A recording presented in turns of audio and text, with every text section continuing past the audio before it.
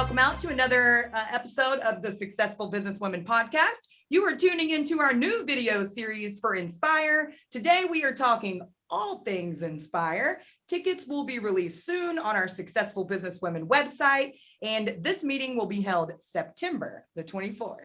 But today we are in the studio with Paula Snyder. She is a writer, a vocalist, a musician. She helps at senior centers.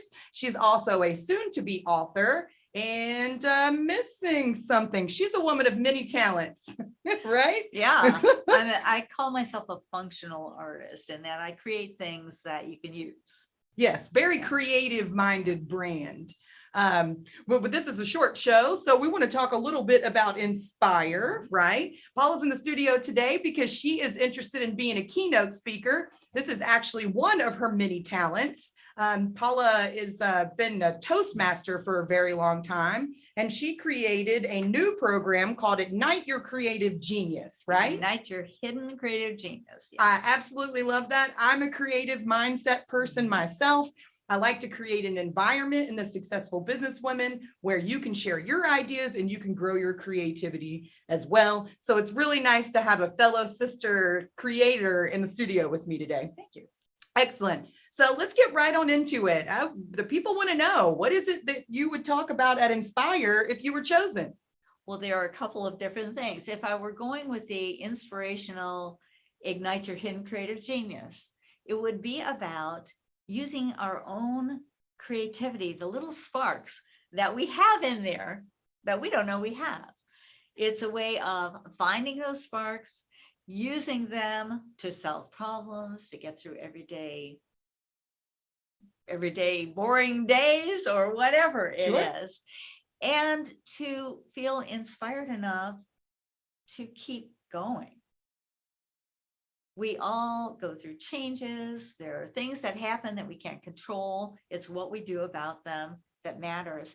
And it's our mindset. If we believe we've got a puzzle that we can solve or a game that we can play and win, it's more fun. It is, and very competitive. Then if you think about, oh, here is something I've got to do, or this is happening and there's nothing I can do about it.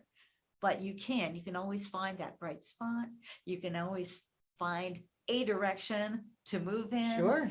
You can always use that little mindset to say, how am I going to solve this problem? Sure. So give us a few tips that we could do to solve some of the problems that we may be having. Well, first of all, you have to believe that it's possible to live the life you want to live. So that's like a big for everything. You have to be able to recognize the benefits or the rewards in any given day. If you're doing nothing else all day, or if the day is terrible, can you look back and find that one bright spot and remember that reward? I used to talk to my niece's husband was going to medical school, and he was really not sure he wanted to continue doing this, but he liked the idea of it. So I would engage him and say, try to remember that one reward. And for me, when I'm singing for seniors, and I do this for pay, if I'm singing in a place where maybe nobody remembers where they used to be, but all of a sudden that song comes up and they light up and they start singing along when they can't remember anything else, or they move, or they even come up for a hug. All of that. If nobody's listening, if nobody's feeling it, it's that one hug or that one reaction that keeps us going. You can make a difference in someone's life. And I always encourage the ladies that it's quick and easy to say something negative, or even in a lot of instances, as the group grows, say nothing at all. But you never know who might have their eye on you and want a little more from you, or needs a little extra encouragement or a little boost. And when you guys say nice things about me, it really does melt my heart, and it gives me that energy to kind of push through the rest of the day. And revisiting something you said about finding that one golden nugget in a world full of adversity, or that one day where you just couldn't pick yourself back up. here at the Successful Businesswomen, I love to preach about turning your adversities into opportunities. I haven't shared a lot of my personal life with you guys, but I had a very tumultuous upbringing. And a lot of the things that you see us doing here at the Successful Businesswomen are actually because they were adversities that I faced in my life that still affected me as an adult. And instead of continuing to let that possess my inner being, I decided to create a campaign out of it. I mean, we help the successful businesswomen because I lost my grandmother to kidney failure. And so now we help the seniors. I was abused as a child. And so we turn around then and help battered women's shelters. So I encourage you today, we encourage you today to find that joy, to find that nugget in your adversity, even if it's the adversity itself, and then go do something positive to counterbalance that adversity. There are a couple of other experiences, and I am with you on the things that we grew up with in the past. Some of them are really good things, and we want to have those memories. And then other things are not as good, and we want to forget them.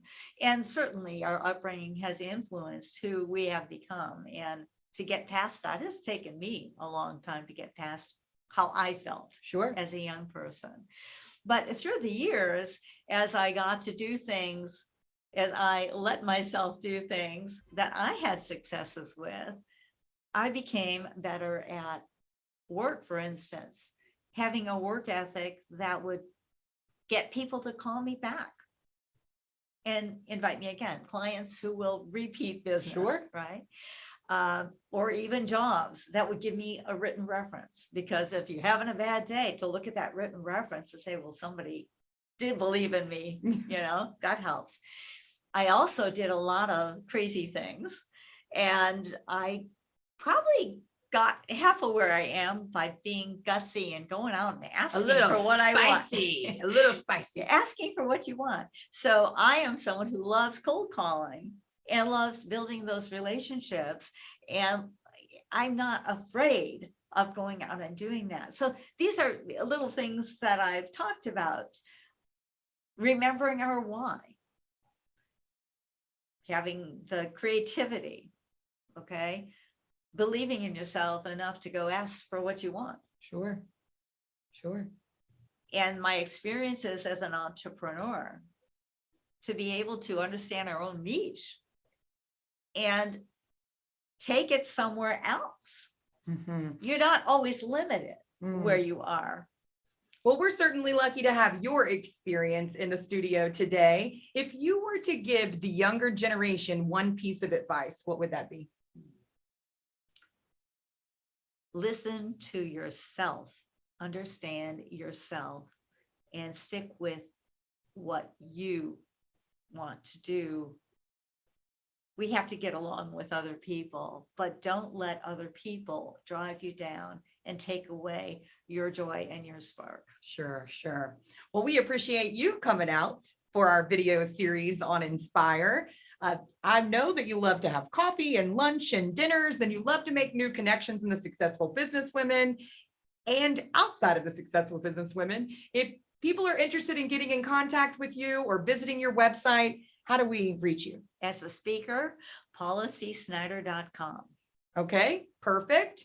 And your YouTube channel and everything is connected in your website? Right. Everything that I would be doing is connected to my website. Well, if you wanted to book Paula C. Snyder for any singing engagements, for corporate events, big events or small, or any senior centers, the possibilities are endless. Definitely reach out and give her a call. She's also available for public speaking gigs. She loves to be a keynote speaker and has tons of experience as a Toastmaster. Also, make sure you join the Successful Businesswomen group if you're not already in there, and hit the 3 dots in the top right-hand corner to make sure that you don't miss any notifications.